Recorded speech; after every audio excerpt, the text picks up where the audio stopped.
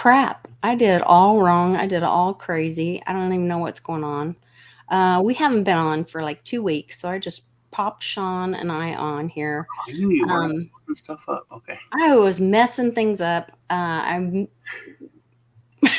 thanks to everybody in the comments that's keeping things going while I was running late, running behind. I was trying to catch up with Sean. Yeah, it's been um, a while. I have been sick as a dog, and I really appreciate everybody hanging out in the chat and getting everybody caught up. I listened. I made it back to school today. We had co-op with Cannon. I'm getting caught up at school. I'm getting caught up everywhere, and I guess they were trying to get Jim Jordan voted in for Speaker of the House because they're trying to get the U.S. involved in the war over in Israel. But I probably shouldn't be talking about that because I got my channel dinged on Friday from whatever in the heck Westwood and I talked about. Oh, he's weird. I mean, he can sing a song and you get dinged for it. I know I get in trouble Um, for everything lately. I don't even know. This world is so upside down. Um, so we're not going to stay over here very long. We're just going to kind of hang out for a little bit. Um, we got some amazing news for Reggie Middleton. The he had withdrawn or paused when his attorney died. The Coinbase lawsuit. He had to, his attorney died, so he had to halt that lawsuit with Coinbase. But then Coinbase had gone through the patent office and they tried to break Reggie's patent. And the patent office came out with this upheld Reggie's patent. And there's this on, gosh, 3 different or 7 different points or something. I can't remember now. I don't know if I have the document right here. I know he posted it in Twitter, and basically they said there were these 2 guys, and Armstrong had different points, and they knocked it all down and said absolutely not, and that Reggie's patents were upheld, and that Coinbase didn't have a leg to stand on. And so that was pretty significant. And then today Reggie asked ChatGPT about what issues there were about not disclosing when you have, what is it called? Not disclosing when you infringe basically on patents for what is it called? It's like not disclosing risk, or what is it called? He was asking ChatGPT. It wasn't. Here it is. A ChatGPT convo regarding Coinbase patent litigation. Generative AI chats are likely thought-provoking for many investors. Remember, these are not Reggie's opinions or statements, or ChatGPT's responses for disclosures to shareholders. I thought this was just epic. So let me see if I can pull it up here for you. So it says companies generally are required to disclose material risk to their shareholders. If the potential liability from the patent infringement lawsuit is deemed material, Coinbase may be required to disclose this risk to shareholders under SEC rules and other laws to protect investors. The duty of care requires company executives and directors to act in the best interest of the company's shareholders, which includes disclosing significant risk.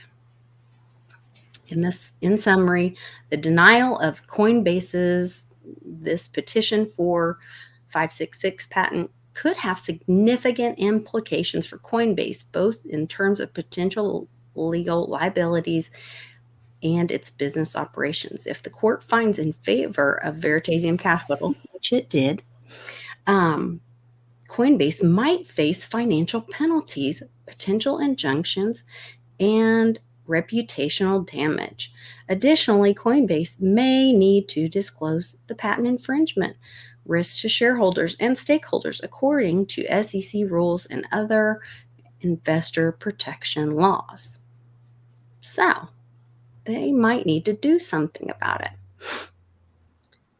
I thought that was quite interesting. That is quite interesting. So, they might need to buy a license from Veritasium Capital, which then kind of legitimizes it even more. So yeah, it's interesting watching the like history happen. You know, it is. This is definitely making history. I remember when I was a little baby, and it was 1976, and I just thought everybody like really liked America because there was like there was flags everywhere. Um, if you watch a good movie and they really care about little things, it's like set in the 70s or early 80s. You'll, Yeah. like, you'll have like old like red, white, and blue stuff everywhere. Because it was that way. They were like when it was there was like a new quarter that came out with the bicentennial. Well, that was the centennial, yeah, the bicentennial, yeah. Bicentennial, like this huge thing that Everything was lasted years and 76. years. Everything was like American flags, red, white, and blue stuff everywhere. People left it up, for years. It just got dingy and old. Like in 1978, everything it started to look really trashy. But um, oh, so I realized it as even as a baby that I was watching history. This is like a historic event, and isn't it weird how like the past five years, maybe even 10 years, like we've literally it's like a monthly occurrence.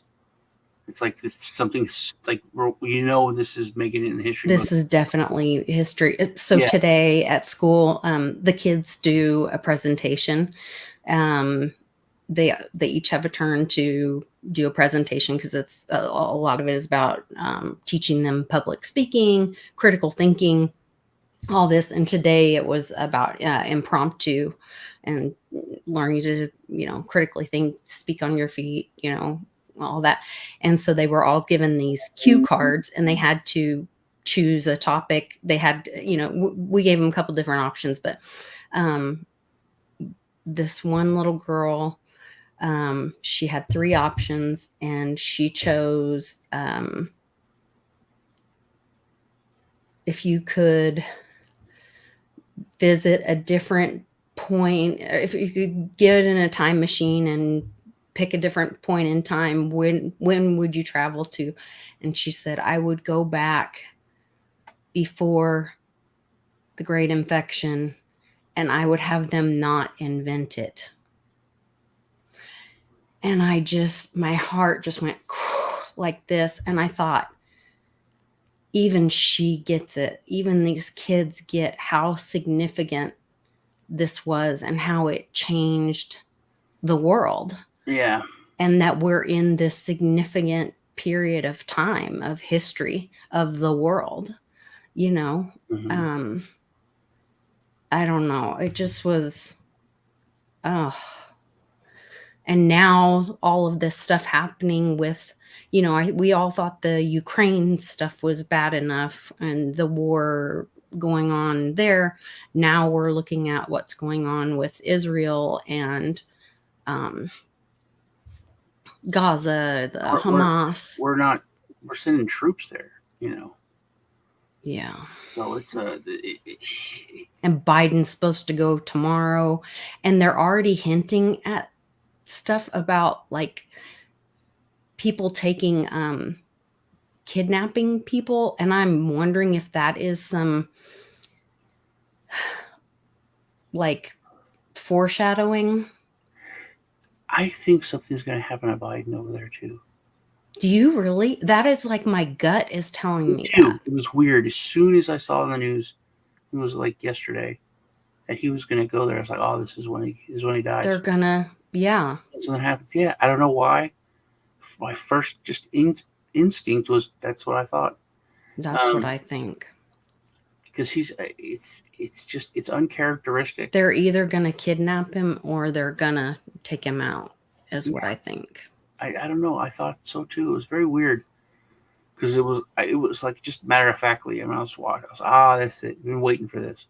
You know, um, because I don't know if the VP is going. Uh, It's my understanding that and she's not. I remember like four, 3 years ago or whatever. I said that anyone can be the Speaker of the House. Yes. I said, what if they vote Trump in? Yeah. Biden, Hmm. is down, Camilla is out, or something happens, that Yeah. he would be able to Well, take. that It's like a so strategy.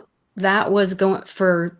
I said that several years ago, and that actually was a rumor that was going around in the FBI. Well, that was what they were talking about doing that. Yeah. Well, Matt Gaetz even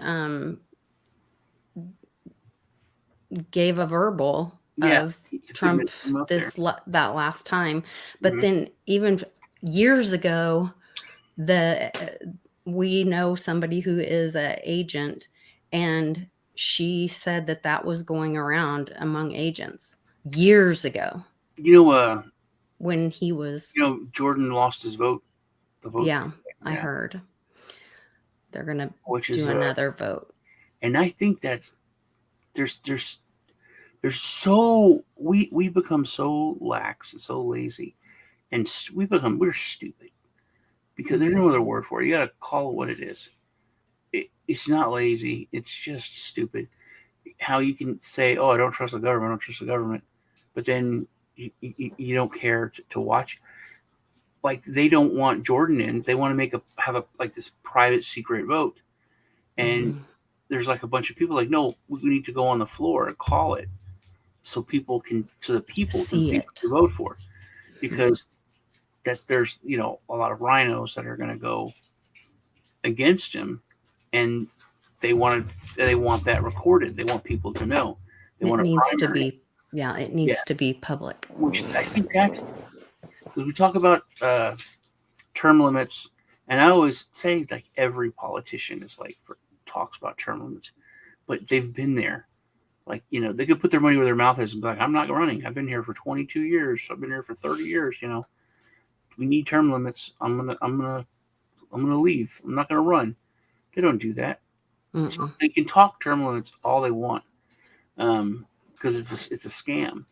But I think that by forcing things into the light, because there's a word that's being used, and I'm really really for Brandon Herrera um, for Congress here in Texas, even though he's not my District district, or but whatever. his district is huge. It's from El Mm. Paso, it's the whole border, all the way to like Austin. Okay. So it's massive. Tony Gonzalez is the guy that's been there, Republican, but he's voted for gun control. He's voted. He sided with the administration quite a few times. So he's primarying, and the word primarying hasn't been used in a long time. So we need to know what these people are voting. We need to force it to go down to the. I'm doing good, Rick. We need to force that their votes into public, so Hmm. we know who to primary. Because Because they're supposed to be representing the people yeah, of their district, not having their own agenda, and certainly not the lobbyists. what I Yeah. think first they're supposed to be representing their people, their district. Right. Secondly, okay, their party, and it hasn't been that way for Right. a A long, long long time. time.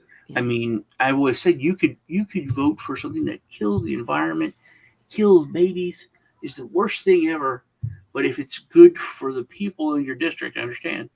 Hmm. Vote for only coal can be used for energy.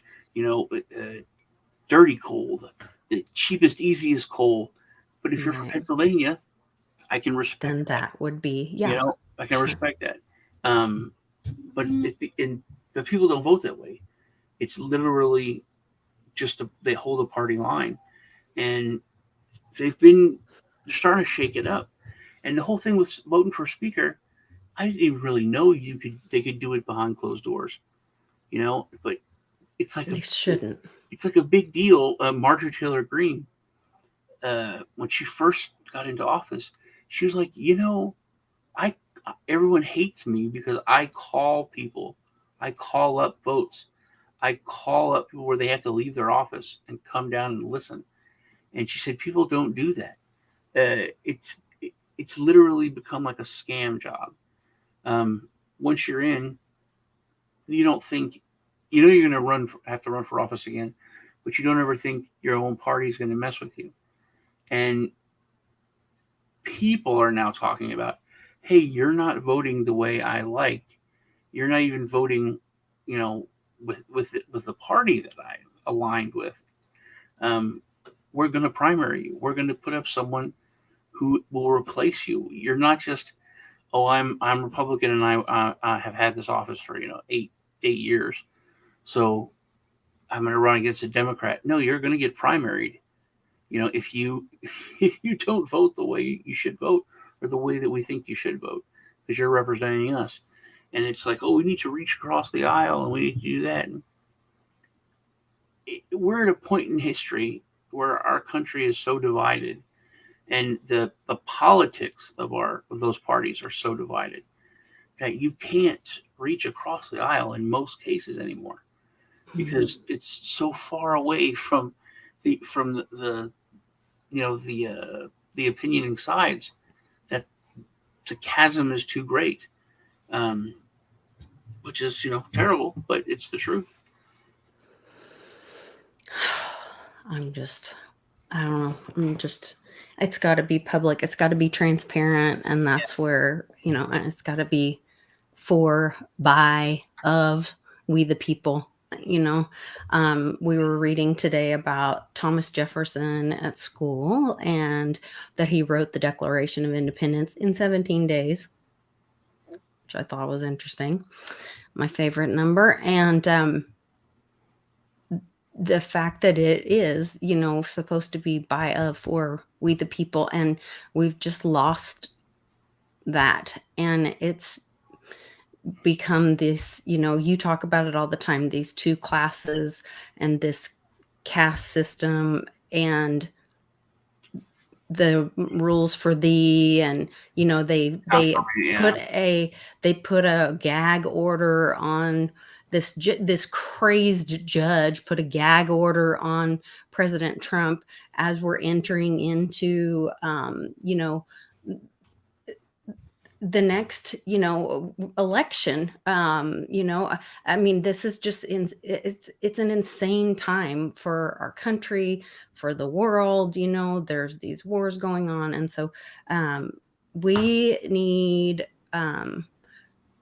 God and guns and prayer more than any other time. And I just we need truth. And that's where, like, the whole thing about, like, when you introduced me to the World Blockchain Roundtable guys and how passionate they are about documenting history, using yeah. blockchain to document history, that gave me so much hope. And And I was that was I like think one of the that things is the only way. when Roger Veer said that to me. That was like Mm, because it was like an off the cuff thing he said, and I was like, whoa, stop the conversation, man. That I mean, there actually hasn't been real history, provable history until the invention of blockchain, because it could always be changed by the victor. And I was like, wait, it's powerful. oh It's my really god, powerful. to think about that, because I was, I mean, it's so we don't think it could be changed easily, but especially before the internet, for God's sakes. Mhm. I mean, you could information moves so It's why they slowly. burned books. Yeah, that you just or just and then rewrote the book. Hmm. It's so simple. It's so Hmm. easy. I told you about that. It was years and years ago. These this school district bought these new history books, and it Yes. had stuff on each president. And when it came to Trump, it was like our newest president, Donald Trump, blah blah blah. He doesn't like Mexicans and was racist even though he was racist against Mexicans. It was in the What? it was in the history book. Yeah, you always freak out every time I tell you about it. And the school district was like, what? They're like they were like, this is you know terrible. They wanted their money back, but the fact that that was in the book, that's which That's it was like on that. slander. I mean, Yeah, he should be able to sue them for that. well, it was everyone says slander's like the hardest thing to prove, Oh, but really? that was going to get taught to kids, That's you know? terrible. And then once it is, that's it. Um, but it's so easy to change history. It really really is. Um, but now with blockchain, you can't Yeah. change it. Once it's there, it's there. Yeah. Um, Yeah. and who is it? The politics dance. It's actually a band called the Reflex. I thought it was Wang Chung, What? but Who sang that? I lost that. Somebody's talking about. Paul, Well, we gotta be careful talking about music. yeah, he said it's Adamant, but I thought it was Wang Chung, but it's a band called the Reflex, The which reflex. the Reflex is actually a song by Duran Duran, which I thought Now they I might have that playing in my head. what a The reflex. Don't sing, sing, sing. No, no, no. Reflex. What's your favorite Duran Duran song? Oh gosh, my little sister used to love Duran Duran. I don't know, the one where they're on the boat. Rio. Is that the one? I don't know. I wasn't really into all that. Yeah, I really She yeah, loved all back that. back in the day I couldn't admit to it because I was like a metalhead, but I like Duran Duran. Um, Nicholas and Robert used to love the Wild Boys. I'd play that song and they would just go nuts, man, jumping around. Or we're Wild Boys, Wild Boys. Oh, how funny. Yeah, uh, Wild boys. That's cute. Wild Boys. That's too Yeah, cute. yeah, my Well, girlfriend Wild Boys. Yeah, speaking of wild boys, you said that you have a surprise for me. So I want to jump over to your we channel watch and out see. for running So late. let's go jump over to Sean's channel. Thanks to everybody in the comments, and it's good to be back and see you, Sean. I missed you. I miss you too. I love you. All I right, love see you you later. too. I'll see you guys over on Sean's channel. Where's my Truth Tuesday?